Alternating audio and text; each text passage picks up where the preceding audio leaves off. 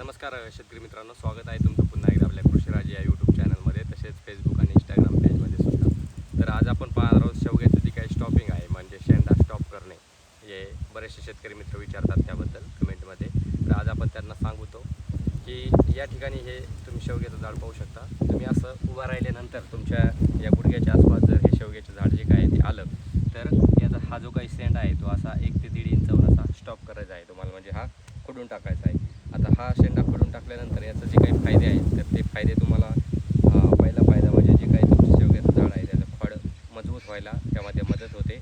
आणि दुसरा फायदा म्हणजे जे काही तुमचे झाड आहे त्याचा जे काही ब्रांचेस आहेत म्हणजे फांद्या फुटण्यासाठी त्याच्यामध्ये मदत होते. तर अशा प्रकारचा तुम्ही पूर्ण तुमच्या बागेचे जे काही जेवढे झाडं आहेत तेवढ्या झाडाची हाईट या ठिकाणी झाली असेल तर तुम्ही त्याचा शेंडा स्टॉप करू शकता.